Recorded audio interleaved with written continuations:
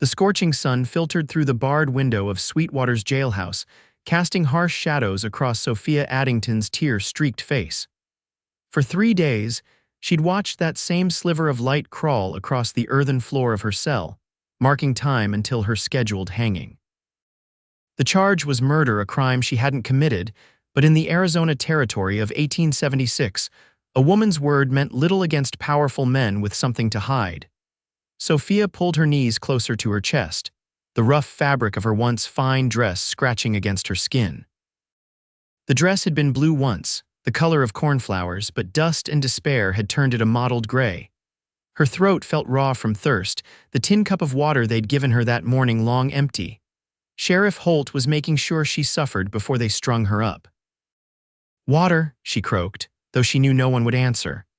The jailhouse was empty except for old Deputy Parker, who was likely napping with his boots up on the desk. The creak of the front door startled her. Heavy boots thudded against the wooden floorboards, followed by the jingle of spurs. Not Parker's shuffling gait, nor the sheriff's measured stride. "Deputy," a deep voice called out. "I'm looking for Sheriff Holt."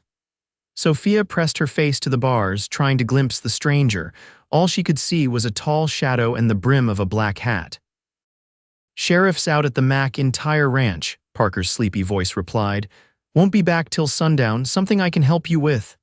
"I heard you've got a woman in custody, charged with killing Thomas Bellamy." Sophia's heart began to race. Nobody in town had shown any interest in her fate, not since they'd dragged her from the Bellamy estate with blood on her hands. "That ain't your concern, mister," Parker said, suddenly sounding more alert. "Judge ruled yesterday. She hangs tomorrow at dawn." The stranger moved closer to Parker's desk, and Sophia caught a glimpse of broad shoulders beneath a dust-covered duster coat. "How much is her bail?" the man asked. Parker laughed. "Bail? There ain't no bail for murder, stranger." "There's always a price," the man said quietly. "Everyone in this town has one. What's yours?" The silence stretched between them, taut as a wire. $500, Parker finally said. "But you're a fool if you pay it. She's guilty as sin." "I'll be the judge of that." The sound of coins hitting wood made Sophia's breath catch. Who would pay such a sum for a stranger? "For her, this is official business now," the stranger continued. "I've got papers from the territorial marshal's office. Your sheriff can take it up with them if he has complaints." More silence, then the shuffle of papers. "These look official enough," Parker admitted grudgingly. "But on your head be it. That woman killed a respected man." "The keys, deputy." Sophia scrambled to her feet as the men approached her cell. The stranger came into view and her heart stuttered. He was tall and lean-muscled, with a face weathered by sun and wind. Dark hair curled beneath his hat, and his eyes, a startling blue against his tanned skin, fixed on her with an intensity that made her step back. "Miss Addington?" he asked, his voice softer now. She nodded, unable to find her voice. Parker fumbled with the keys, muttering under his breath about fools and murderers. The lock turned with a rusty clank and the cell door swung open. "You're free to go," Parker said, not bothering to hide his disgust. "For now." The stranger stepped forward, removing his hat. "Isaac Ryder, miss. I'm here to help you." "Why?" Sophia managed to ask, her voice barely a whisper. A hint of a smile touched his lips. "Let's get you out of here first, then we can talk." Sophia took a hesitant step forward, her legs weak from days of little food and less hope.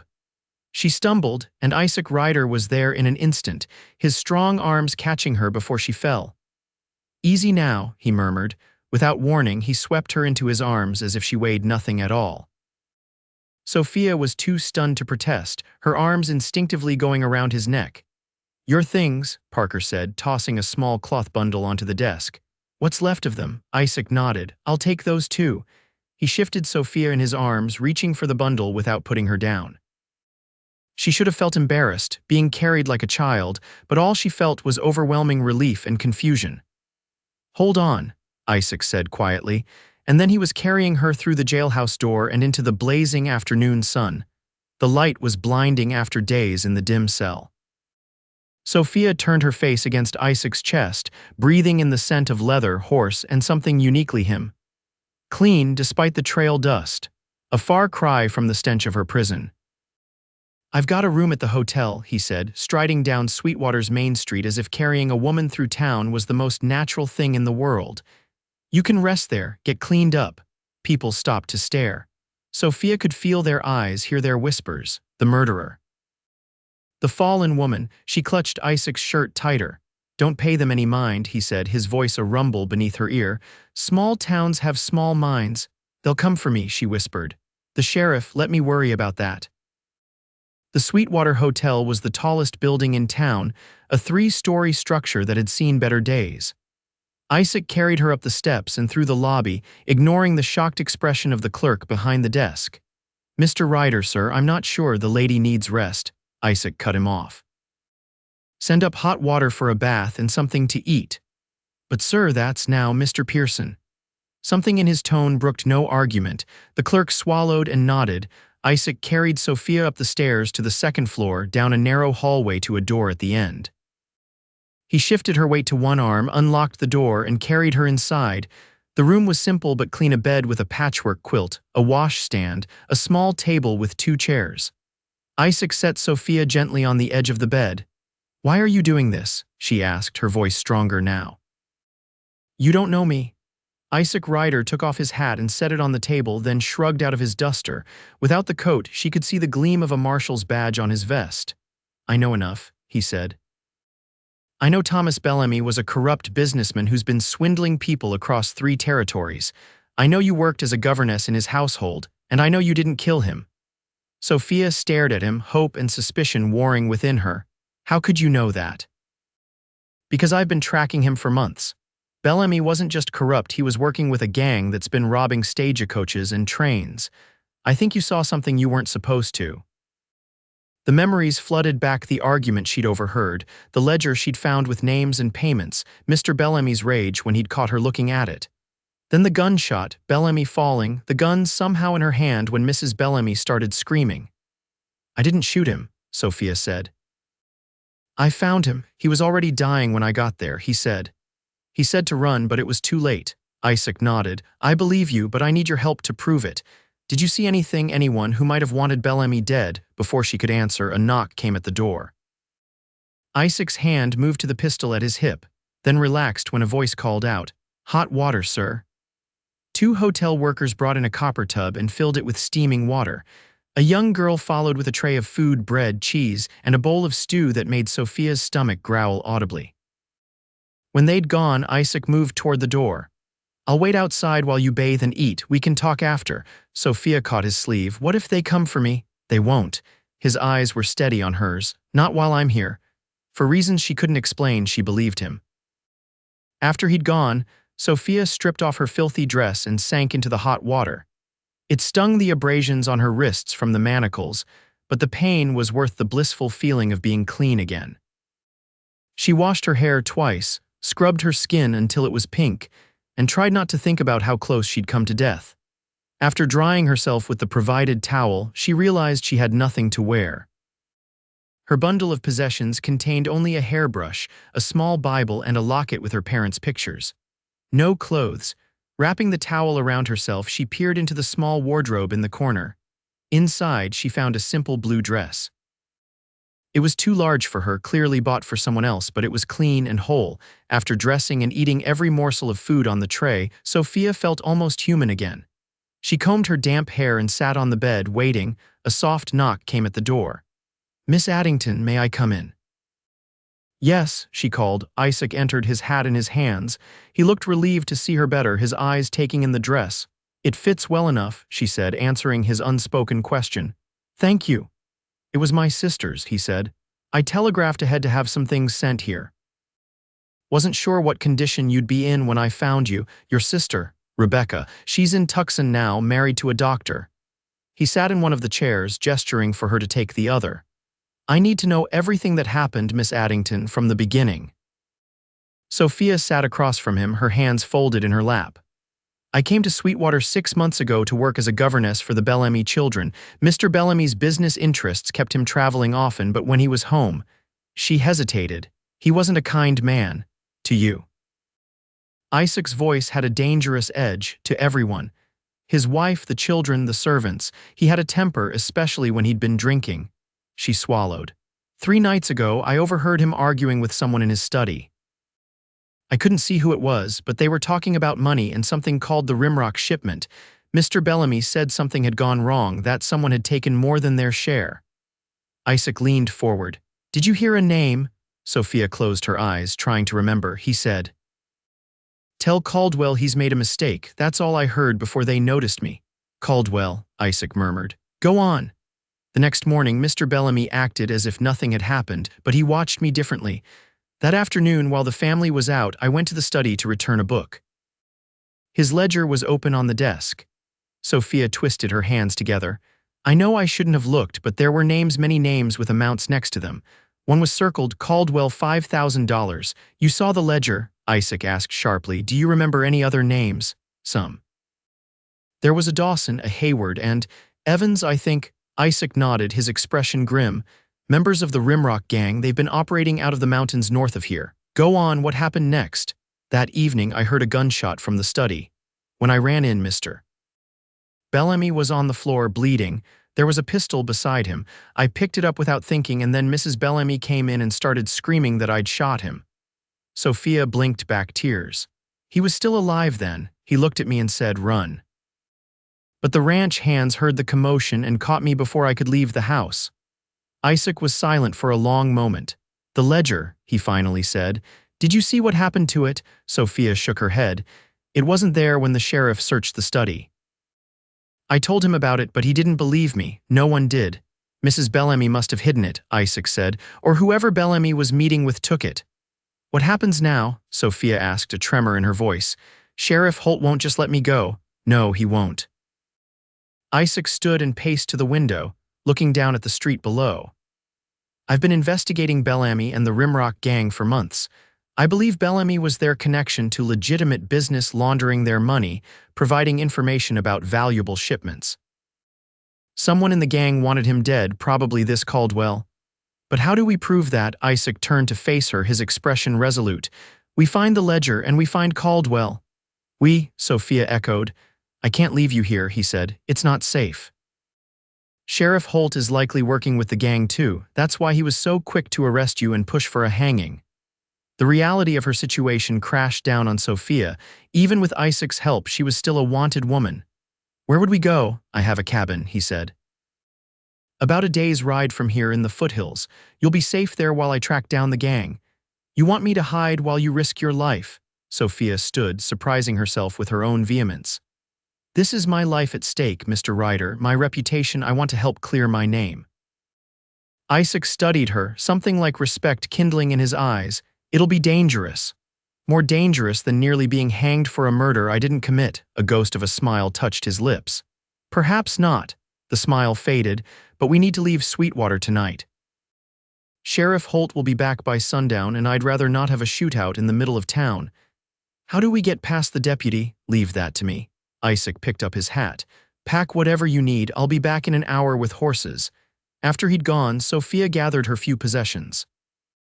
She found a carpet bag in the wardrobe that contained a nightgown, another dress, and some basic toiletries, more of Rebecca Ryder's things, she assumed. It was strange to think that this man, this marshal, had planned so carefully for her rescue.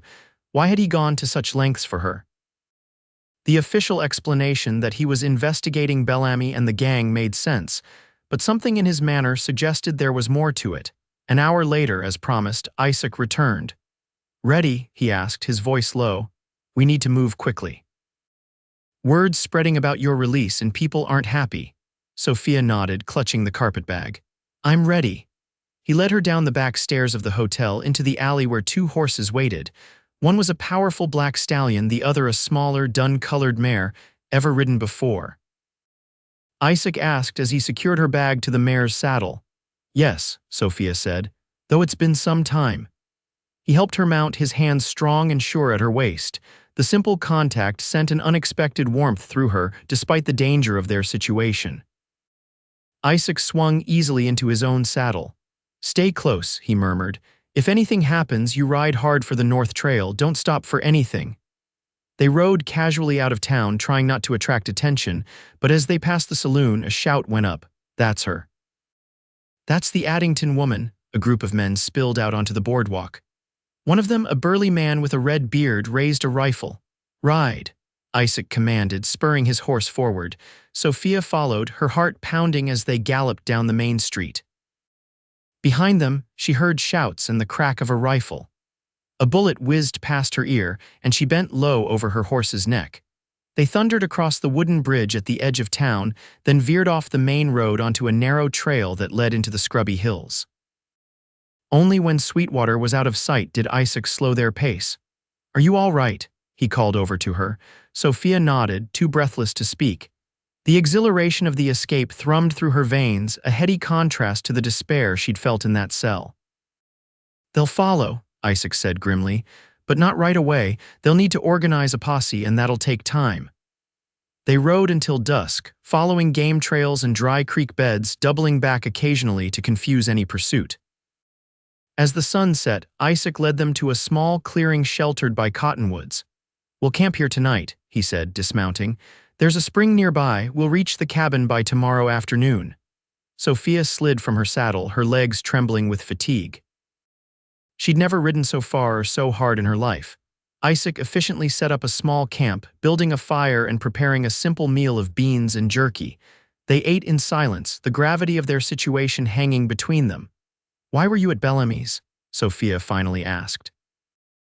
"As a governess, I mean." Sophia set down her tin plate. "My parents died 2 years ago, influenza. I was teaching at a small school in St. Louis, but when the new headmaster came," she looked away. "He made advances. When I refused him, he dismissed me.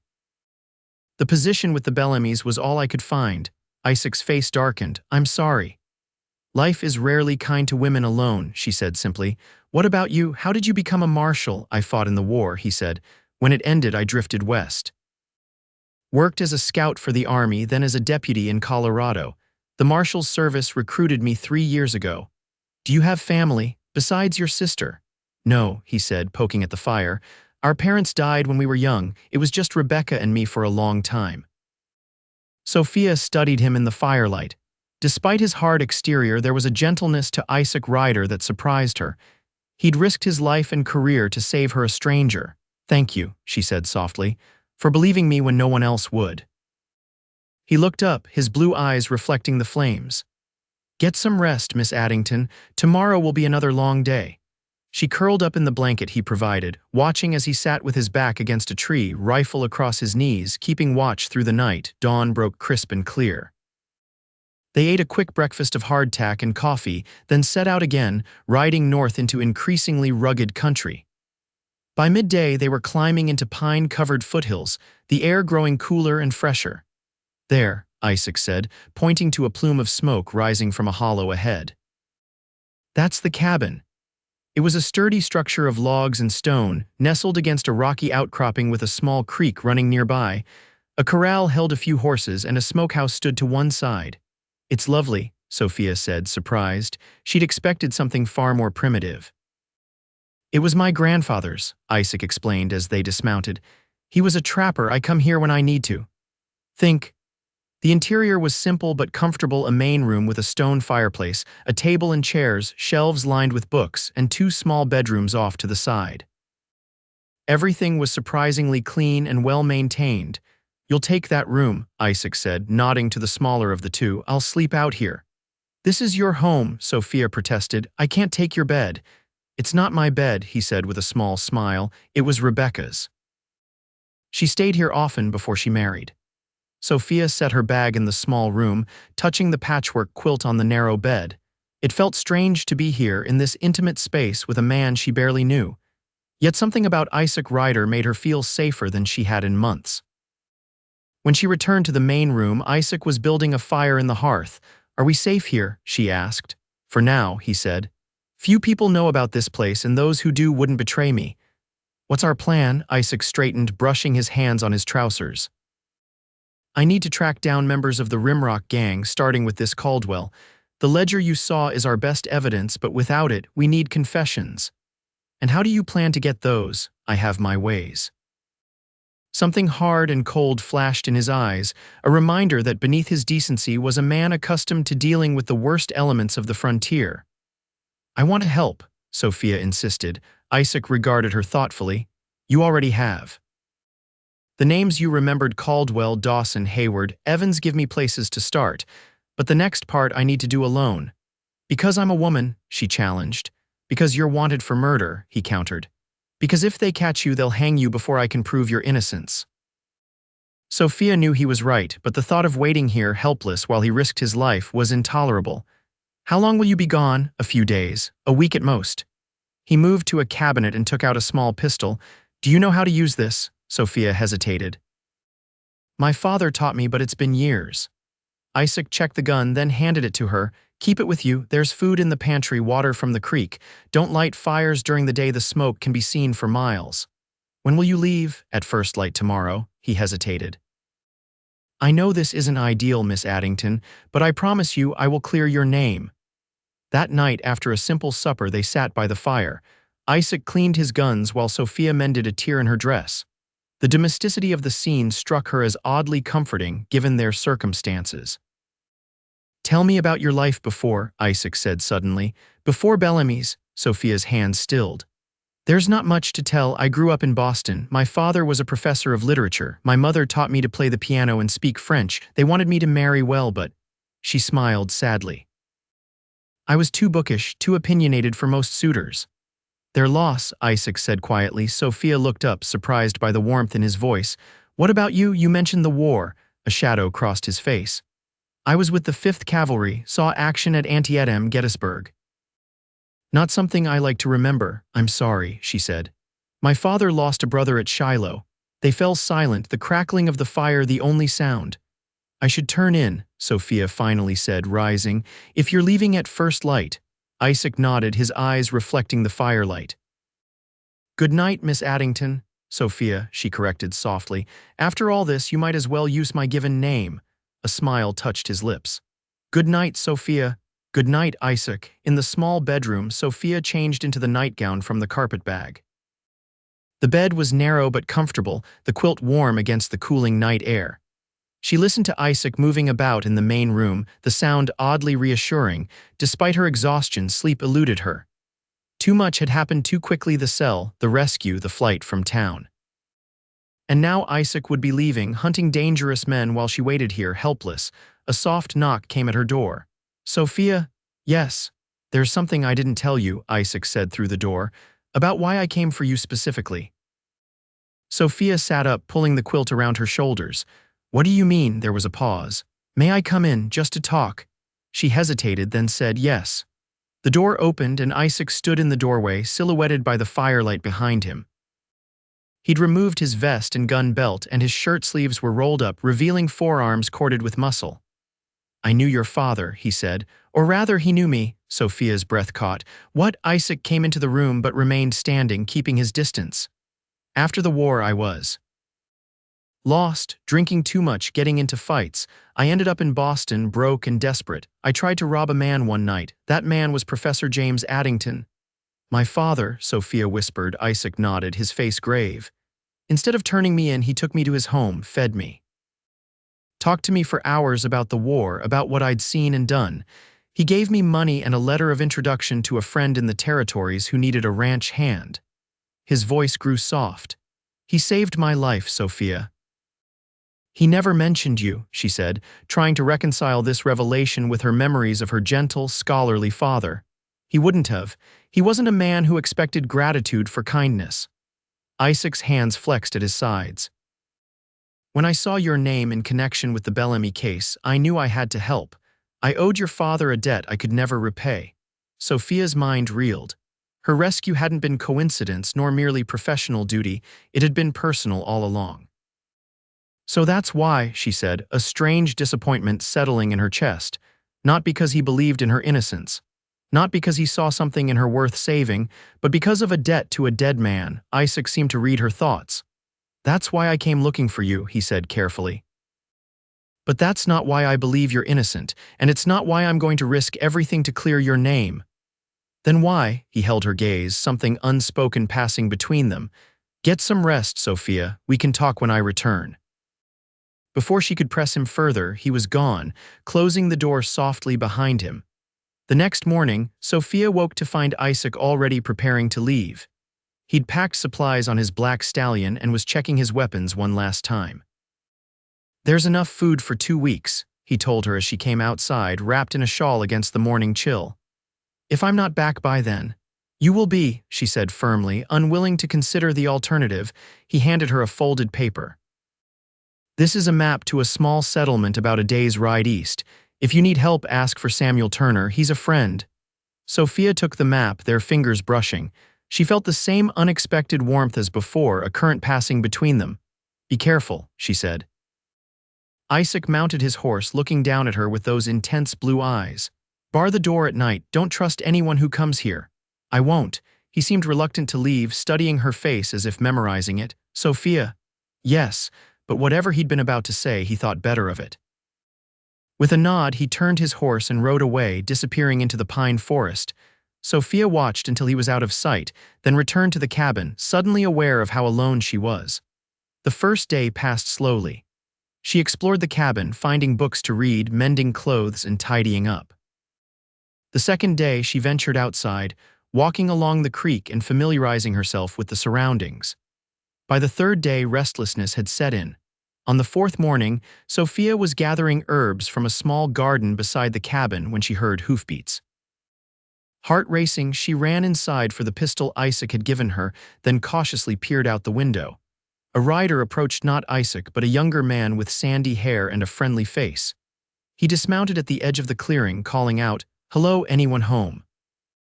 Sophia kept the pistol hidden in the folds of her skirt as she stepped onto the porch. "Can I help you?" The young man removed his hat. "Madam, I'm looking for Isaac Ryder. I was told I might find him here." "Who told you that?" Sophia asked, suspicion making her voice sharp. "Samuel Turner, madam, in Pine Creek Settlement. I'm Ethan Walsh. I ride for Mr. Turner." Sophia relaxed slightly at the mention of the name from Isaac's map. "Mr. Ryder isn't here. What do you want with him?" Ethan shifted uncomfortably. "There's trouble, madam. Word is, Sheriff Holt from Sweetwater has raised a posse. They're looking for a fugitive woman and the marshal who helped her escape." His eyes widened slightly as he took in Sophia's appearance. "Begging your pardon, madam, but you wouldn't happen to be—" "What else did Mr. Turner say?" Sophia cut him off. "He said to tell Mr. Ryder that Caldwell's men were seen near Rimrock Canyon yesterday and that the sheriff's posse is headed this way." Sophia's blood ran cold. "How far away are they?" "A day, maybe less." Ethan twisted his hat in his hands. "Mr. Turner said if Mr. Ryder wasn't here, I should take you to his place. It's safer there." Sophia hesitated. Isaac had warned her not to trust anyone, but he'd also given her the map to Turner's settlement, and if the posse was coming— "Wait here," she said, making up her mind. "I'll get my things." Inside, she quickly packed the carpet bag, adding some food and the pistol. Her mind raced. Should she leave a note for Isaac? But what if the posse found it when she emerged? Ethan was waiting patiently by his horse. "Ready, madam?" "Yes," she handed him the bag. "But I need to leave a sign for Mr. Ryder so he knows where I've gone." Using a piece of charcoal from the fireplace, Sophia drew a small bird on a stone near the cabin door, a swallow, her namesake. Isaac would understand. They rode east, following game trails through the dense forest. Ethan was respectfully quiet, answering Sophia's questions about Turner's settlement but not asking any of his own. By mid-afternoon, they reached a narrow pass between two rocky hills. "This is the fastest way through," Ethan explained. "Turner's place is just on the other side." The trail narrowed, forcing them to ride single file. Sophia followed Ethan into the shadow of the pass, a sense of unease growing within her. It was too perfect a place for an ambush. Her fears proved justified when they rounded a bend and found 3 men on horseback blocking the path ahead. All were armed, their faces grim beneath their hat brims. "Well done, Walsh," one of them called, "bringing us the murderess herself." Ethan turned to Sophia, his expression stricken. "I'm sorry, madam, they've got my sister." Before Sophia could react, hands grabbed her from behind. She hadn't heard the fourth man approach from behind them. He dragged her from her horse, his grip bruising. "Let me go," she cried, struggling against his hold. "Shut her up," the leader ordered, and a dirty bandana was forced between Sophia's teeth. "What about Turner?" Ethan asked, his voice trembling. "You said if I brought her, you'd let my sister go," the leader laughed. "Callie's fine. She's waiting at the camp. You can have her when Caldwell's done with this one."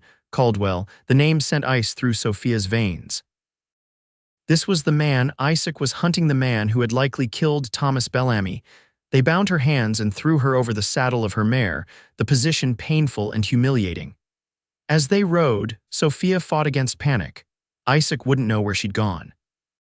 Her foolish trust in Ethan Walsh had doomed them both. After an hour's hard ride, they reached a camp nestled in a box canyon. Several tents were set up around a central fire, and men lounged about, cleaning weapons or playing cards. They looked up with interest as the riders approached with their captive.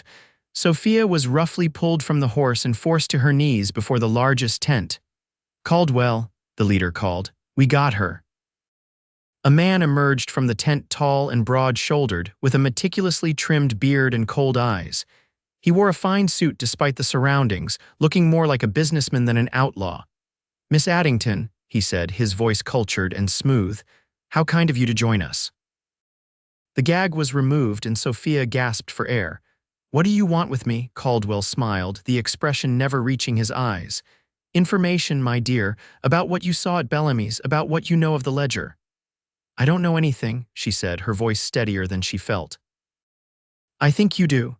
Caldwell nodded to one of his men, who roughly pulled Sophia to her feet. "And I think Marshal Ryder knows even more, which is why you're going to help us catch him." "I won't," Sophia spat. Caldwell laughed. "You misunderstand. You don't have to do anything but exist." "He'll come for you. Men like Ryder are predictable that way." He turned to his men. "Send riders to watch the cabin. When Ryder returns, let him find our message, then follow him." To Sophia, he added, "Make yourself comfortable, Miss Addington. You'll be our guest for a while." She was taken to a small tent and tied to the center pole, her hands bound before her. A guard was posted outside. Through the canvas, she could hear the men talking, laughing, preparing for Isaac's arrival. This was her fault. If she'd stayed at the cabin as Isaac had instructed, he wouldn't be riding into a trap. Tears of frustration burned her eyes, but she blinked them away. Crying wouldn't help either of them now. As dusk fell, the camp grew quieter. The guard outside her tent was replaced by another, who slumped against a nearby tree, clearly bored with his duty. Sophia tested her bonds, finding them tight but not impossible, if she could just get her hands free. A shadow fell across the tent entrance. Sophia tensed, expecting Caldwell, but instead Ethan Walsh slipped inside. "Don't scream," he whispered, a knife appearing in his hand. Sophia shrank back. "What are you doing, getting you out of here?" He moved behind her, sawing at the ropes binding her to the pole. "They lied about my sister. Callie isn't here. They killed her weeks ago." The ropes fell away and Sophia rubbed her wrists. "Why help me now, after you betrayed me?" Ethan's young face was haggard with grief and shame. "Because it's the right thing to do. And because Samuel Turner really did send me to warn you. Everything I told you was true until we reached the pass." He helped her to her feet. "There's a horse ready behind the tent. Wait for my signal, then run for it. Head west, back toward Ryder's cabin." "Come with me," Sophia urged. "They'll kill you if they find out." Ethan shook his head. "Someone has to create a distraction." He pressed something into her hand, a small derringer. "2 shots, make them count." Before she could argue further, he slipped out of the tent. Moments later, shouting erupted from the other side of the camp, followed by the crackle of gunfire. Sophia didn't hesitate. She burst from the tent, finding the promised horse tethered to a scrub oak. The guard who should have been watching her was running toward the commotion, his back to her. She untied the horse, mounted awkwardly with her bound hands, and kicked it into motion. Behind her, the shooting intensified. She didn't look back, focusing only on guiding the horse out of the canyon and into the darkness beyond. She rode hard through the night, her heart pounding in time with the horse's hooves. The moon provided just enough light to avoid the worst obstacles, but twice she nearly fell when the horse stumbled on unseen rocks. By dawn, she was hopelessly lost. The mountains looked the same in every direction, and she had no idea which way led back to Isaac's cabin. The horse was spent, its sides heaving, and Sophia herself was near collapse from exhaustion and fear. She dismounted by a small stream, allowing the horse to drink while she washed her face and tried to orient herself. The sun was rising to her right, which meant she was facing north. Isaac's cabin lay to the west, so she needed to turn left. After resting briefly, Sophia remounted and continued westward, moving more slowly now to spare the tired horse. Every sound made her jump: a falling branch, a startled deer, the cry of a hawk overhead. Any moment she expected Caldwell's men to appear behind her. By midday, the landscape began to look familiar. She recognized a distinctive rock formation, then a bend in a creek she'd explored. With renewed hope, she urged the horse forward, and soon the cabin came into view, nestled in its small clearing, but something was wrong. The door stood open, swinging slightly in the breeze. Smoke no longer rose from the chimney. Sophia approached cautiously, the derringer clutched in her hand. "Isaac," she called softly, dismounting. No answer. The interior of the cabin had been ransacked, furniture overturned, books scattered, food supplies dumped on the floor. On the wall above the fireplace, written in what looked horribly like blood, were the words, "She's ours now, Ryder." Sophia staggered back, a cry escaping her lips. They'd been here. They'd left this message for Isaac, and when he returned, he would walk straight into Caldwell's trap. She had to warn him. But how? She had no idea where he'd gone, only that he was hunting for members of the Rimrock gang. If he returned here first, she might have a chance to intercept him. If he went directly to Caldwell's camp, Sophia shuddered. She couldn't just wait and hope. She needed to find him, to warn him about the ambush. She searched the cabin, looking for anything that might help. In Isaac's bedroom, she found a map pinned to the wall with several locations marked. One was circled Rimrock Canyon. That had to be where Caldwell's camp was located. Another location was marked with an X, a place called Eagle's Nest. Was that where Isaac had gone? It was worth a chance. Sophia quickly gathered what supplies remained: some jerky, a canteen, ammunition for the derringer. Outside, she transferred her meager provisions to the saddle of her borrowed horse. As she prepared to leave, a sound froze her in place: hoofbeats, approaching fast. One rider, by the sound of it. Sophia ducked behind the cabin, derringer ready. The rider entered the clearing at a gallop, and her heart leapt. It was Isaac, his face grim, his clothes dusty from hard riding. He dismounted before his horse had fully stopped, drawing his gun as he approached the open door of the cabin. "Sophia," he called, his voice taut with worry. "Isaac." She ran to him, relief making her dizzy. "Thank God you're here. We have to go now. It's a trap." He holstered his gun, his hands gripping her shoulders. "Are you hurt? What happened?" His eyes were intense with concern as they scanned her face, her disheveled appearance. Quickly, Sophia explained everything: Ethan's arrival, the ambush, her capture and escape. Isaac's expression darkened with each detail. "Caldwell," he growled. "I should have known he'd move this quickly." He looked at the cabin, at the message on the wall. "They're expecting me to come after you." "And I expected you to return here first," Sophia said. "I was about to ride to Eagle's Nest to find you." Isaac looked surprised. "You saw my map. I had to find you to warn you." She gripped his arm. "We need to leave. They could be watching right now." Isaac nodded, his mind clearly racing. "My friend Turner, the real Turner, has a place about a day's ride from here. We'll go there, regroup." They gathered what supplies they could salvage and mounted their horses. As they rode away from the cabin, Sophia couldn't shake the feeling that they were being observed. "What did you find?" she asked as they picked their way through the forest. "About Bellamy and the gang, enough to know you were right," Isaac said grimly. Bellamy was working with them, laundering money from their robberies. But something went wrong. They had a falling out, probably over money. Caldwell decided Bellamy was a liability. "How do we prove it?" I found one of the gang members, Hayward. "He's dead now, but not before he told me where to find Caldwell." Isaac's expression was hard. "I also found something else. A witness who saw Caldwell at Bellamy's the night of the murder." Hope surged in Sophia's chest. "Someone who will testify, if we can get him to the territorial judge, yes." Isaac glanced at her. "But first we need to get you somewhere safe." They rode in silence for a while, the forest gradually thinning as they descended into a broad valley. In the distance, mountains rose purple against the sky. "I'm sorry," Sophia said eventually, "for leaving the cabin." If you'd stayed, they might have found you there alone," Isaac interrupted. "You couldn't have known Walsh was working for them. I should have been more careful." Isaac reined his horse closer to hers, his eyes serious. "Sophia, listen to me. What you did escaping from Caldwell's camp, finding your way back, preparing to ride out to warn me, that took courage. Don't apologize for surviving." The warmth in his voice made her heart flutter strangely. They rode on, the day growing hotter as the sun climbed. By mid-afternoon, they reached a shallow river.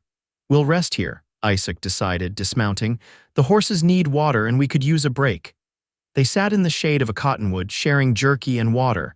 Isaac kept his rifle across his knees, his eyes constantly scanning their surroundings. "Tell me about the witness," Sophia said. "Who saw Caldwell at Bellamy's?" A ranch hand named Rodriguez. He was bringing a horse back to the stable when he saw Caldwell leaving Bellamy's study. Minutes later, he heard the gunshot. "Why didn't he come forward before?" "Fear," Isaac said simply. "Caldwell has a reputation. And Rodriguez isn't exactly welcome in town. Being Mexican makes him an easy target if anything goes wrong." Sophia nodded, understanding all too well how quickly people could turn on those they considered outsiders. "Where is he now?" "Hiding with friends near the territorial capital. I sent word to the judge there. If we can get Rodriguez and the evidence I've gathered to him, we can clear your name." "And what about Caldwell?" A muscle tightened in Isaac's jaw. "He'll hang for Bellamy's murder. And for the stagecoach robberies, and for whatever he planned to do to you." There was something in his voice when he said the last part, a personal anger that went beyond professional duty. "Why did you really come for me, Isaac?" Sophia asked softly. "It wasn't just because of my father, was it?"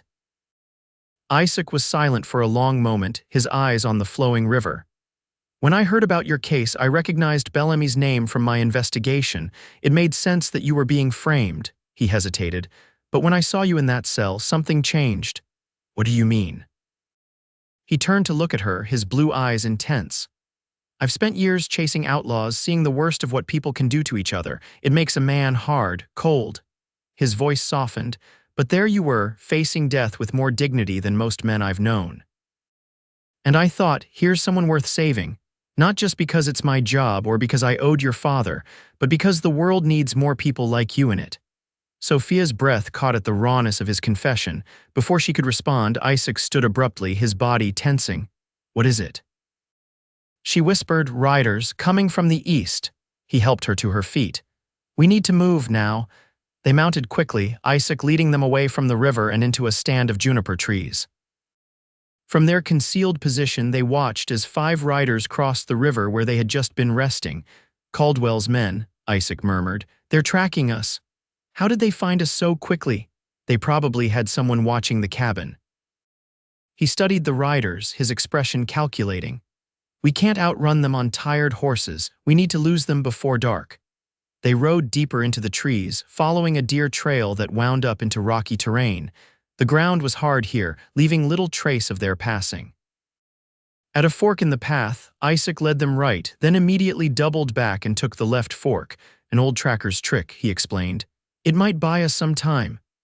The path climbed steadily, the horses laboring against the incline. By sunset, they had reached a high ridge overlooking the valley.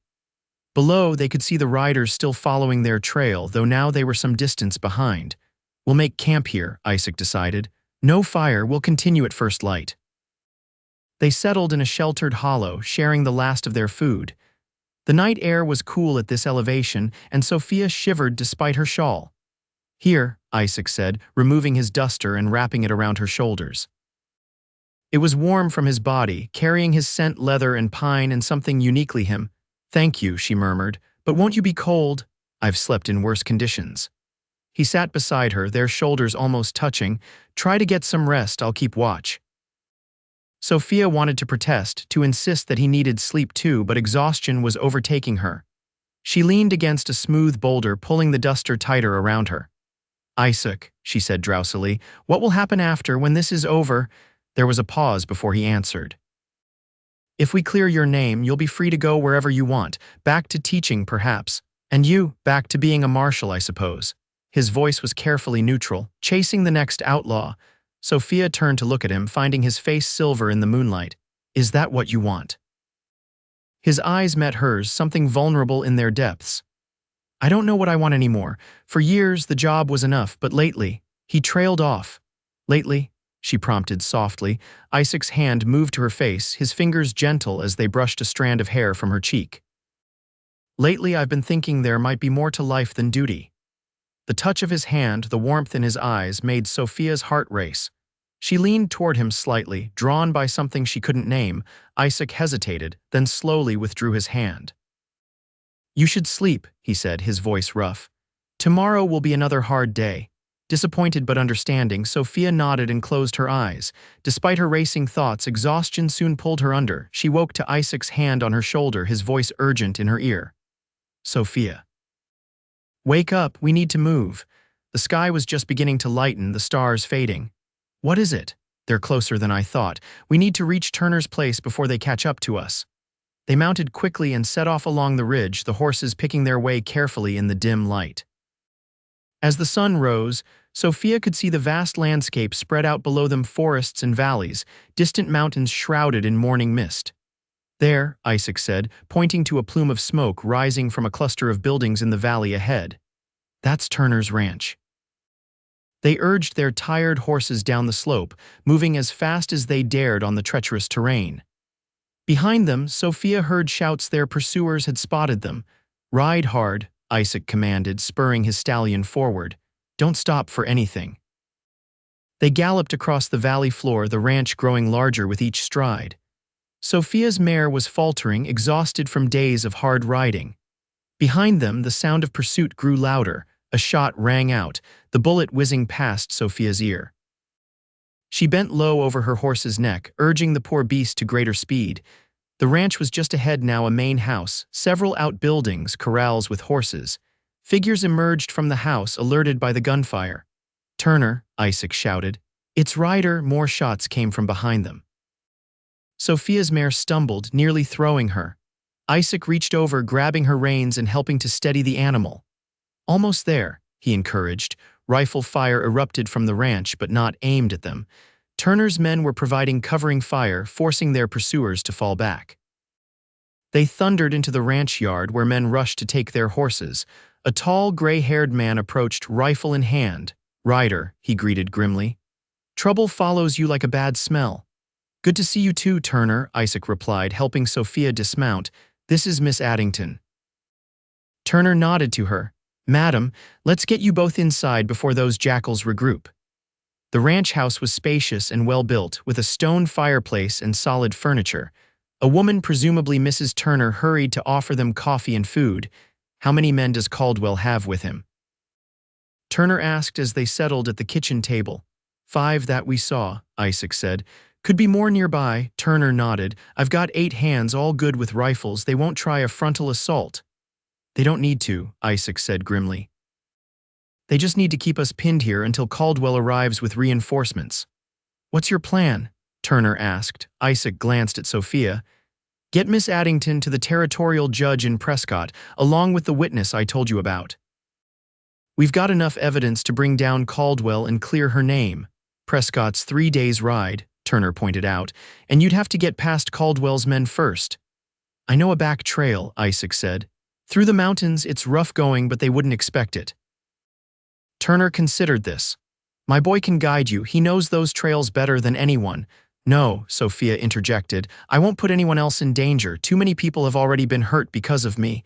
The men looked at her in surprise. Miss Addington, Turner began. She's right, Isaac interrupted. This is between us and Caldwell now. To Sophia he added, but we'll need fresh horses, supplies. Turner nodded. That we can provide. Mrs. Turner took Sophia upstairs to rest and change clothes while the men made preparations. The older woman provided a fresh dress, soap, and hot water, clucking sympathetically over Sophia's bruised wrists and exhausted appearance. That marshal of yours, Mrs. Turner said as she helped Sophia with her hair, he's a good man, best I've known save for my Samuel. He's not my marshal, Sophia protested weakly. Mrs. Turner smiled knowingly. The way he looks at you says different, my dear. Sophia blushed, remembering the moment by the river, the touch of Isaac's hand on her cheek. We barely know each other. Sometimes that's all it takes, the older woman said wisely. My Samuel and I knew after 2 days. When Sophia returned downstairs, refreshed and wearing the borrowed dress, she found Isaac and Turner poring over a map. This route, Isaac was saying, tracing a line with his finger. It's longer, but it keeps us in the high country where we'll have the advantage, Turner nodded. You'll need to be careful here, he said, pointing to a spot. There's a narrow pass that's perfect for an ambush. We'll approach it at night, Isaac decided. He looked up as Sophia entered, his eyes warming at the sight of her. You look better.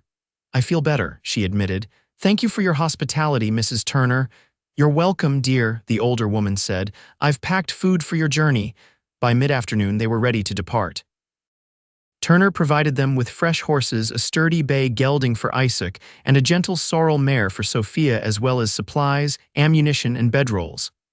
Caldwell's men are still out there, Turner warned as they prepared to leave. They've pulled back, but they're watching the ranch. You'll need to slip out unnoticed. We'll go out through the south pasture, Isaac decided. Under cover of the cattle drive your men are preparing. Turner nodded. Good luck, Ryder, Miss Addington. They rode out with Turner's cowboys, who were moving a small herd of cattle to fresh pasture. Under the cover of dust and noise, Isaac and Sophia broke away, heading for a line of trees that marked the beginning of the mountain trail. Once in the shelter of the forest, they rode in silence, alert for any sign of pursuit. The trail climbed steadily, winding through dense pine and spruce. By nightfall, they had gained significant elevation, the air growing cooler and thinner. We'll camp here, Isaac said, indicating a small clearing beside a spring. There's water and the trees provide cover. They unsaddled the horses and set up a simple camp. Isaac allowed a small fire, just enough to heat coffee and warm their food. How far to Prescott? Sophia asked as they ate. 3 days if the weather holds, Isaac replied. Once we're there, you'll be under the judge's protection while we prepare the case against Caldwell. And then what? She tried to keep her voice casual. What happens after the trial? Isaac poked at the fire, not meeting her eyes. You'll be free to go wherever you want, start a new life. Is that what you want, for me to go? Now he did look at her, his blue eyes reflecting the firelight. What I want doesn't matter. You deserve a chance at a normal life after everything you've been through. And if I don't want a normal life? Sophia challenged softly. Isaac's expression shifted, something vulnerable breaking through his careful reserve. What do you want, Sophia? She moved closer to him, her heart pounding. I want to stop running. I want to feel safe again. Her voice dropped to a whisper. I want to understand why, when I look at you, I feel like I've known you all my life. Isaac's hand came up to cup her face, his touch achingly gentle. Sophia, he murmured, her name a prayer on his lips. Slowly, giving her every chance to pull away, he leaned forward and pressed his lips to hers. The kiss was tentative at first, a question more than a demand. Sophia answered by winding her arms around his neck, drawing him closer. The kiss deepened, becoming something urgent and necessary. Isaac's arms encircled her waist, holding her as if she were precious, breakable. When they finally parted, both were breathing hard, eyes wide with wonder. I've wanted to do that since I first saw you, Isaac admitted, his voice rough. Sophia smiled, touching his face wonderingly. Even when I was a prisoner accused of murder, especially then. He caught her hand, pressing a kiss to her palm. You were the bravest, most dignified woman I'd ever seen, standing straight despite everything they'd done to you. She leaned her forehead against his. I was terrified until you came. I'll always come for you, he promised. Wherever you are, whatever happens. They slept that night in each other's arms, the bedrolls combined for warmth, their bodies curled together beneath the stars. For the first time since her arrest, Sophia felt truly safe. They woke at dawn and continued their journey, the trail growing steeper and more challenging. Isaac led the way, occasionally reaching back to help Sophia navigate particularly difficult sections. By midday, they had reached a high alpine meadow, wildflowers nodding in the breeze. They paused to rest the horses, enjoying the spectacular view of the mountains around them. It's beautiful, Sophia said, breathing in the clean, pine-scented air. Yes, Isaac agreed, though he was looking at her, not the scenery. I've always loved the high country. It's one of the few places I feel at peace. Is that why you became a marshal, to find peace? Isaac shook his head. I became a marshal because I was good at hunting men. And because after the war I needed something to believe in. He gazed out at the mountains. Justice seemed as good a cause as any. And now, Sophia asked, what do you believe in now? His eyes found hers. You, he said simply. Us. The simplicity, the honesty of his answer took her breath away. Before she could respond, Isaac stiffened, his expression changing. What is it? She whispered. Riders, he said, pointing to a distant ridge. 3 of them heading this way. Sophia's heart sank. Caldwell's men, most likely. Isaac was already moving to the horses. We need to keep going. The pass is ahead. If we can get through it before they catch up, we'll have a chance. They mounted quickly and set off at a trot, the fastest pace safe on the uneven terrain. The trail wound through stands of aspen, their leaves shimmering silver green in the sunlight. "There," Isaac said, indicating a narrow gap between two towering rock faces.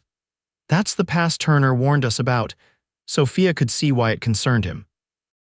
The passage was barely wide enough for a single horse, with steep walls rising on either side, the perfect place for an ambush. "Should we find another way?" she asked. Isaac shook his head grimly. "No time, those riders are gaining on us, we'll have to risk it." He drew his rifle from its saddle scabbard. "I'll go first. If anything happens, turn and ride back the way we came, hard as you can." "I won't leave you," Sophia protested. "Yes, you will," Isaac said firmly. "Promise me, Sophia." She hesitated, then nodded reluctantly. "I promise." Isaac urged his bay forward into the narrow passage. Sophia followed close behind, her heart hammering in her chest. The walls of rock seemed to close in around them, blocking the sunlight. The only sounds were the horses' hooves on stone and their own tense breathing. They were halfway through when the first shot rang out, echoing deafeningly in the confined space. Isaac's horse reared, nearly unseating him. Sophia's mare shied violently, backing up in panic. "Go back," Isaac shouted, struggling to control his mount. Sophia ran, but it was too late. More shots came from behind them.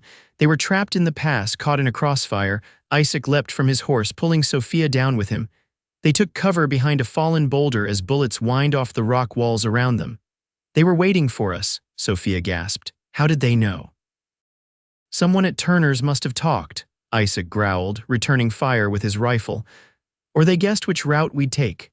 The shooting intensified, chips of stone flying as bullets struck nearby. Their horses had bolted, leaving them stranded in the pass with limited ammunition and no supplies. "We can't stay here," Isaac said, checking his rifle. "They'll pin us down until Caldwell arrives." "What do we do?" Isaac pointed to a narrow crevice in the rock wall. "There. That might lead to a way out." Between bursts of gunfire, they made a dash for the crevice. It was barely wide enough for them to squeeze through, the rock scraping their skin. But it did lead upward, opening onto a narrow ledge about 20 feet above the pass. From this vantage point, they could see their attackers, 2 men at the far end of the pass, 3 at the near end. All were focused on the boulder they'd just left, unaware that their quarry had escaped upward. "This way," Isaac whispered, leading Sophia along the ledge. It curved around the rock face, eventually widening into a goat trail that climbed toward the ridge. They moved as quickly as they dared, using the rocks for cover. Behind them, the shooting had stopped as the attackers realized their targets had vanished. "They'll figure it out soon enough," Isaac said grimly. "We need to keep moving."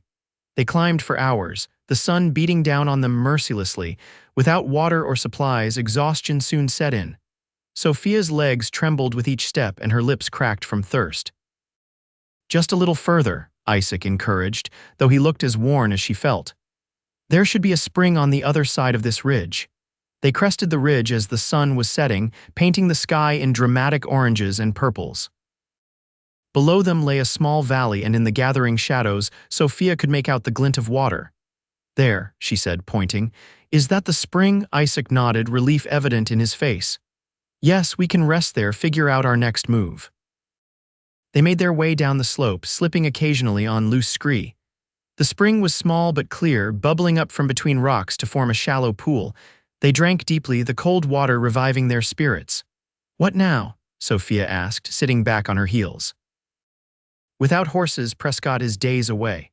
Isaac looked grim. "We keep moving, Caldwell won't give up easily. By now he knows we escaped the ambush, on foot, through the mountains." "I know these mountains," Isaac assured her. "There's a line shack about 10 miles from here. We can shelter there, maybe find supplies." They rested for an hour, then continued by moonlight, Isaac leading the way with confidence despite the darkness. The night was clear and cold, the stars brilliant overhead. By midnight, exhaustion forced them to stop. They found shelter in a small cave, huddling together for warmth. Despite the danger, despite the uncertainty of what lay ahead, Sophia felt a strange contentment in Isaac's arms. "Sleep," he murmured, pressing a kiss to her forehead. "I'll keep watch. Wake me in a few hours," she insisted. "You need rest too." He nodded, though she suspected he had no intention of sleeping. Sophia drifted off, lulled by his steady heartbeat beneath her ear. She woke to gray dawn light and the smell of pine smoke. Isaac had built a small fire at the mouth of the cave and was roasting something on a stick. Rabbit, he explained as she sat up. I was lucky. They shared the meager meal, grateful for the hot food. Isaac seemed preoccupied, his gaze constantly scanning the landscape below. What is it? Sophia asked. No sign of pursuit, he said. That worries me. Caldwell isn't the type to give up. Maybe they lost our trail. Isaac shook his head. Not likely. He's planning something. They set out again, moving through forests of pine and aspen. The day grew warm, insects buzzing in the summer air. By afternoon, they reached a small clearing where a weathered cabin stood, the line shack Isaac had mentioned. It was a simple structure, little more than a single room with a stone fireplace, but it offered shelter. Inside, they found basic supplies: dried beans, coffee, some tools left by whoever used the shack during cattle drives. We can rest here tonight, Isaac decided. Tomorrow we'll continue to Prescott. Sophia sank onto a narrow cot, her feet aching from miles of walking. How much further? About 30 miles, Isaac admitted. 2 days hard walking, less if we can find horses. He busied himself preparing a simple meal from the supplies they'd found. As they ate, Sophia noticed him wincing slightly when he moved his left arm. You're hurt, she said, moving to his side. Let me see. Reluctantly, Isaac allowed her to examine his arm. A bullet had grazed him during the ambush, leaving a shallow but painful furrow along his bicep. Why didn't you say something? She chided, tearing a strip from her petticoat to bandage the wound. It's nothing, he insisted. I've had worse. That doesn't mean you should ignore it. She tied off the bandage, her fingers lingering on his arm. You don't always have to be so strong, Isaac. He caught her hand, pressing it to his lips. I do when you're depending on me. I depend on you because I choose to, Sophia said softly, not because you're infallible. Something in her words seemed to touch him deeply. He pulled her into his arms, holding her as if she were the most precious thing in the world. Sophia, he murmured against her hair, when this is over. Would you consider staying with me? She pulled back to look at him, her heart racing. Are you asking me to marry you, Marshal Ryder? A smile touched his lips, the first real smile she'd seen from him in days. I reckon I am, Miss Addington. Though I don't have much to offer except a cabin in the mountains and a life that's often dangerous. And yourself, Sophia added, touching his face. That's all I want. His kiss was tender, a promise more binding than any formal vow. When they finally separated, both were breathless, eyes shining with emotion. Is that a yes? Isaac asked, his voice rough. Yes, Sophia laughed. 1,000 times yes.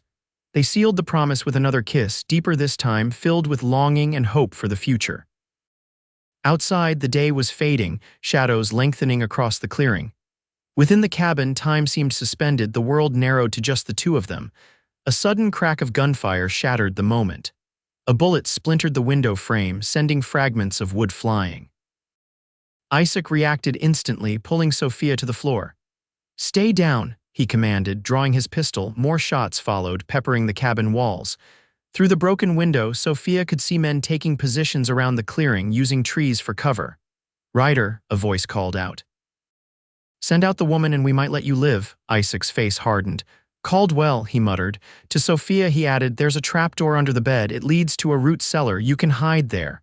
I'm not leaving you, she protested. Sophia, please. If anything happens to me, you can escape through the back. No, she gripped his arm. We stay together. Before he could argue further, another volley of shots hit the cabin. Isaac returned fire through the window, forcing the attackers to take cover.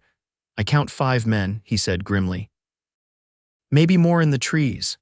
What do they want? Sophia asked, though she knew the answer. They want you silenced, Isaac said bluntly, and they want me dead for interfering. Outside, Caldwell called again. You're outnumbered, Ryder. There's no escape this time. Isaac checked his ammunition. I've got 6 shots in the pistol, maybe 20 in the rifle. Not enough. Sophia felt a cold dread settle in her stomach, after everything they'd been through after finding each other, to die here in this forgotten cabin. There has to be a way out, she insisted. Isaac's eyes swept the cabin, his mind clearly racing. The fireplace, he said suddenly. It's built against the outer wall if we can break through. They moved to the stone hearth. The back of the fireplace was indeed constructed against the exterior wall of the cabin. If they could dislodge enough stones. "Help me," Isaac said, using a poker to pry at the mortar between the stones. They worked frantically, aware that their time was running out. Outside, the shooting had stopped, which could only mean the attackers were planning their next move. "Ryder," Caldwell shouted. "Last chance, send out the woman or we burn you both out." "Almost there," Isaac grunted, loosening another stone. A gap had formed, just large enough for a person to squeeze through. "You go first," he told Sophia. "I'll hold them off, then follow." "Promise me," she demanded, gripping his shirt. "Promise you'll follow, I promise." He kissed her quickly. "Now go." Sophia hesitated, then squeezed through the opening. She found herself behind the cabin, facing dense forest about 20 yards away, if she could reach those trees. A shout from inside the cabin spurred her to action. "Run, Sophia!" Isaac's voice, followed by gunfire. She ran for the trees, heart pounding, expecting a bullet in her back at any moment. Behind her, she heard more shooting, a man's cry of pain. The forest enveloped her in shadow and silence. Sophia paused, gasping for breath, straining to hear what was happening at the cabin. The shooting had stopped again. "Isaac," she whispered, fear clawing at her throat. She had to go back. She couldn't leave him. Cautiously, she moved through the trees, circling around to get a view of the clearing. What she saw made her blood run cold. The cabin was on fire, flames licking up the walls. Men were gathered around, weapons trained on the entrance. Of Isaac, there was no sign. "Check the back." A commanding voice ordered Caldwell, she assumed. Two men moved toward the rear of the cabin, where the broken fireplace had offered their escape route. Sophia shrank deeper into the trees, her mind racing. If Isaac was still inside. A shot rang out from the forest to her right. One of the men checking the back of the cabin fell. Another shot, and the second man dropped. Confusion erupted in the clearing. The remaining attackers scattered for cover, firing blindly into the trees. "This way," a voice whispered close to Sophia's ear. She nearly screamed before recognizing Isaac, his face blackened with soot, blood streaming from a cut on his forehead. "You're alive," she breathed, relief washing over her. "For now," he said grimly, "but we need to move. I've bought us some time, but they'll regroup soon." He led her deeper into the forest, moving swiftly despite his injuries. Behind them, she could hear shouts and gunfire as Caldwell's men searched for them. "Where are we going?" Sophia asked, struggling to keep up. "There's an old mining trail about a mile from here," Isaac explained. "It leads down to the valley. If we can reach it before dark, we might make it to Prescott by tomorrow." They moved as quickly as they dared through the dense underbrush, Isaac pausing occasionally to listen for pursuit. The afternoon sun filtered through the trees, creating dappled patterns on the forest floor. After what seemed like hours, they reached the mining trail, little more than a narrow path winding down the mountainside. Far below, they could see the valley spreading out, and beyond it, the distant rooftops of Prescott. "We made it," Sophia said, hope rising within her. "Not yet," Isaac cautioned. "The trail is exposed in places. We'll need to move carefully." They started down, the path steep and treacherous in spots. Isaac went first, helping Sophia navigate the most difficult sections. The sun was setting by the time they reached the valley floor, casting long shadows across the landscape. "We'll rest here," Isaac decided, indicating a small copse of trees near a stream. "Just for an hour, then we'll continue through the night." They drank from the stream and washed the worst of the dirt and blood from their faces. Isaac's wound had stopped bleeding, but the gash on his forehead looked angry and red. "Let me clean that," Sophia insisted, tearing another strip from her petticoat. Isaac submitted to her ministrations, his eyes never leaving her face. "You're remarkable," he said softly. "Most women would have broken by now." "I'm not most women," Sophia replied, carefully dabbing at the cut. "No," he agreed with a smile. "You're not." They rested briefly, then continued toward Prescott, following the valley floor where the walking was easier. The night was clear, the moon providing enough light to see by. Around midnight, they heard the sound of horses on the road ahead. Isaac pulled Sophia into the shadow of a large boulder, his hand on his pistol. "Who would be out at this hour?" Sophia whispered. "Could be anyone," Isaac replied tensely. "Travelers, a mail coach, or Caldwell," Sophia finished. The riders came into view, 4 men moving at a steady pace. As they drew closer, Isaac relaxed slightly. "Not Caldwell," he murmured. "Those are army uniforms." He stepped out onto the road, keeping Sophia behind him. "Hello, the road," he called. The riders pulled up sharply, rifles raising. "Who goes there?" a stern voice demanded. "Marshal Isaac Ryder, Territorial Marshal's Service," Isaac replied. "I've got a witness to the Bellamy murder with me." "We're headed to Prescott." There was a pause, then the leader of the group urged his horse forward. In the moonlight, Sophia could see the insignia of a captain on his uniform. "Marshal Ryder," the captain said, peering down at them. "We've been looking for you." "Judge Patterson sent us when you missed your rendezvous." Relief flooded through Sophia. These men were friends, not enemies.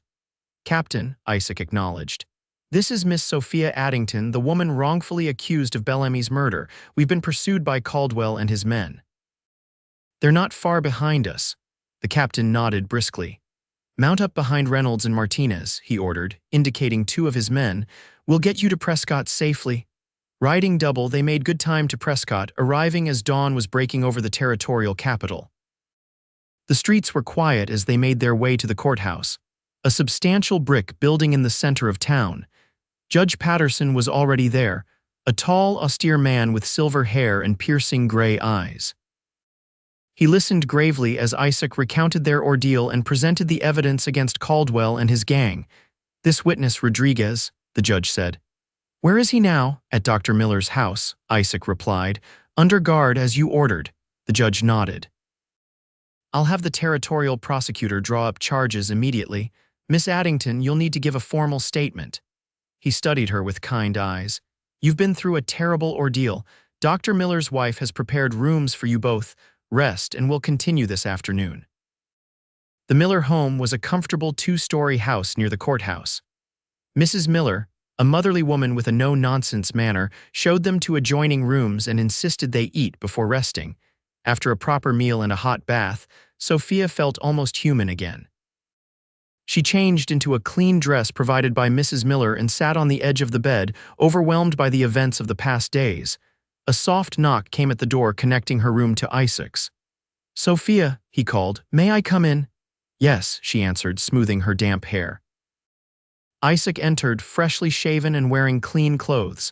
The cut on his forehead had been properly bandaged, and he looked more rested than she'd seen him since their first meeting.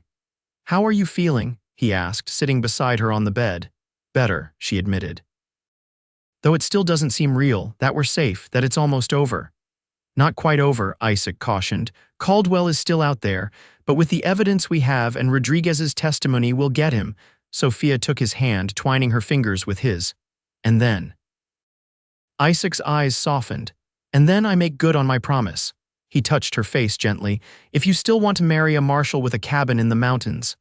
"I do," Sophia said simply, "more than anything." His kiss was tender, a reaffirmation of their bond forged through danger and adversity. When they parted, both were smiling. "Rest now," Isaac said, rising. "The judge will want to see us this afternoon." After he'd gone, Sophia lay back on the bed, her heart full. Despite everything, despite the danger still lurking, she felt a profound sense of peace. For the first time in a long time, she had hope for the future. She must have dozed off, because the next thing she knew, Mrs. Miller was knocking at her door, announcing that Judge Patterson had sent for them. The courthouse was crowded when they arrived, news of the famous Bellamy murder case drawing curious onlookers. Rodriguez was already there, a nervous-looking man in his 30s who nodded respectfully to Sophia. Judge Patterson called the hearing to order, his stern gaze sweeping the courtroom. "This is a preliminary hearing to determine if there is sufficient evidence to dismiss all charges against Miss Sophia Addington in the matter of the murder of Thomas Bellamy, and to issue warrants for the arrest of James Caldwell and his associates." The territorial prosecutor presented the evidence Rodriguez's testimony that he had seen Caldwell leaving Bellamy's study moments before the gunshot. Sworn statements from other witnesses who had seen Caldwell's men in the area that day. And Isaac's detailed account of the investigation. When it was Sophia's turn to testify, she spoke clearly and confidently, describing the events leading up to Bellamy's murder and her subsequent framing. The courtroom was silent as she recounted her ordeal. After all testimony had been given, Judge Patterson looked grave. Based on the evidence presented, this court finds that there is sufficient cause to dismiss all charges against Miss Sophia Addington. He turned to Sophia. Miss Addington, you are free to go. This court extends its sincerest apologies for the miscarriage of justice you have endured. Relief washed over Sophia, so profound she felt dizzy with it. Isaac's hand found hers, squeezing gently.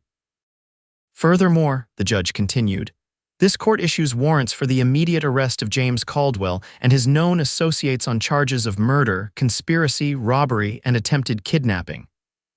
To Isaac, he added, Marshal Ryder, I'm authorizing you to lead the arrest party. Captain Reynolds and his men will assist you. Isaac nodded, his expression resolute. We'll leave at first light, Your Honor. The judge banged his gavel. Court is adjourned. Outside the courthouse, well-wishers surrounded them, offering congratulations and sympathy. Sophia felt overwhelmed by the sudden shift in her fortunes from condemned prisoner to exonerated victim in a matter of days. It's really over, she said wonderingly as they walked back to the miller's house. I'm free. Almost over, Isaac corrected gently. Caldwell is still out there. Sophia's joy dimmed slightly. You're leaving tomorrow to find him.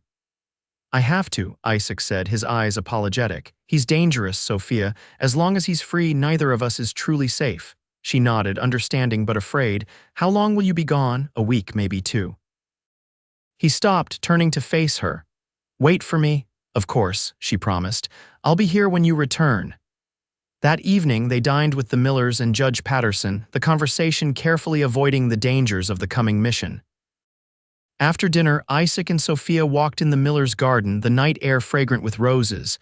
When I return, Isaac said, his arm around her waist, we'll be married, if that's still what you want. It is, Sophia assured him. More than anything. He kissed her beneath the stars, a kiss that held both promise and farewell. Tomorrow he would ride out to face Caldwell, and all they could do was hope and pray for his safe return. The next morning dawned clear and cool.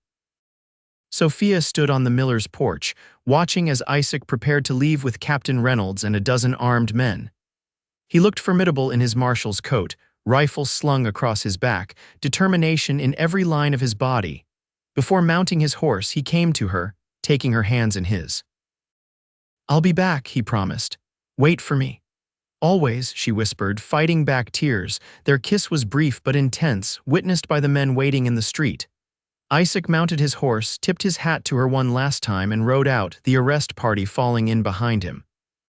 Sophia watched until they disappeared from view, her heart torn between hope and fear. She had survived so much: the false accusation, the jail cell, the flight through the wilderness. Surely fate would not be cruel enough to take Isaac from her now, when happiness was finally within reach. The days that followed were the longest of Sophia's life. She stayed with the Millers, helping Mrs. Miller with household tasks to keep busy. Judge Patterson visited often, bringing news of the search for Caldwell, though there was little to report. A week passed, then 10 days. Sophia tried to maintain her faith that Isaac would return, but fear grew with each passing day. What if Caldwell had ambushed them? What if Isaac was lying wounded or dead in some remote canyon on the 12th day, as Sophia was helping Mrs. Miller in the garden? The sound of horses drew her attention. A group of riders was approaching from the north, dust rising behind them. Sophia dropped her basket of herbs, her heart pounding. Mrs. Miller, she called. Ryder's coming.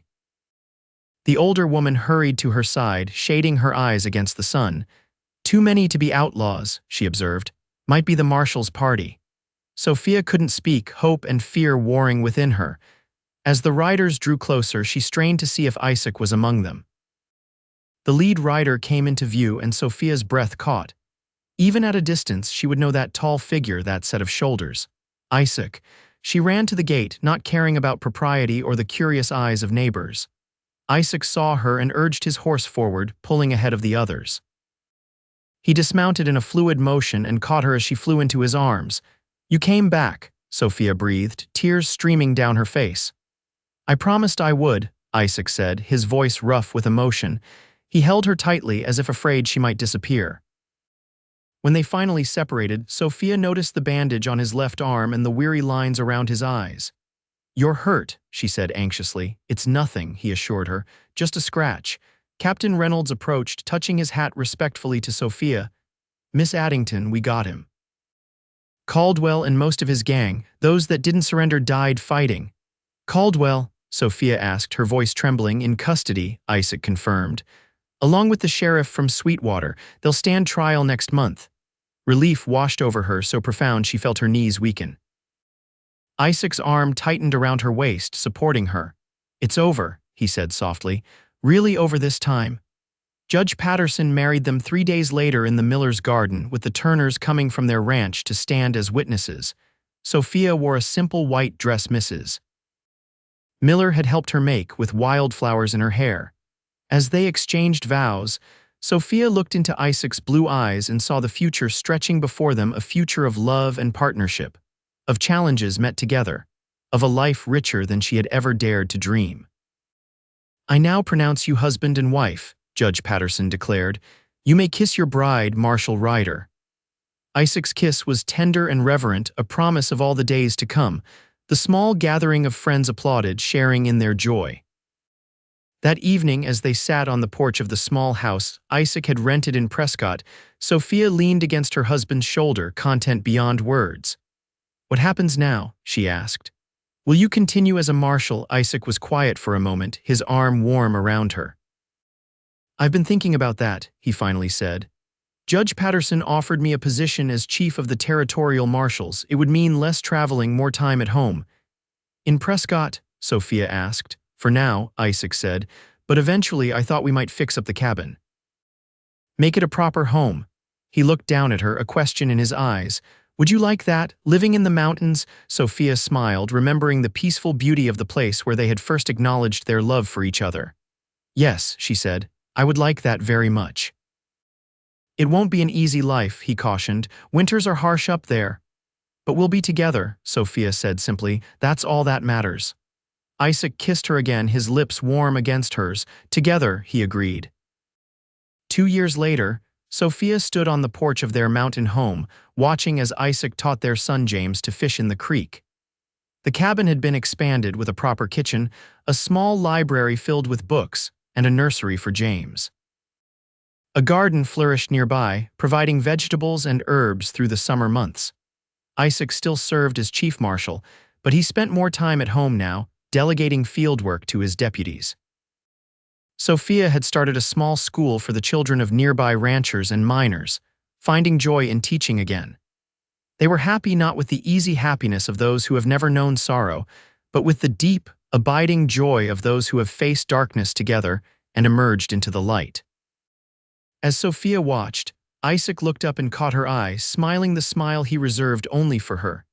He picked up little James and walked toward her, their son's delighted laughter carrying on the mountain air. "What are you thinking about?" Isaac asked as he joined her on the porch, setting James down to toddle inside for his nap. "About how far we've come," Sophia replied, leaning into his embrace. "From that jail cell to here." Isaac's arms tightened around her. "Best thing I ever did, carrying you out of that place." "Into the sun," Sophia murmured, remembering that moment, the blinding light, the sense of rebirth, the beginning of their journey together. "Into the sun," Isaac echoed, kissing her softly as the afternoon light bathed them in gold.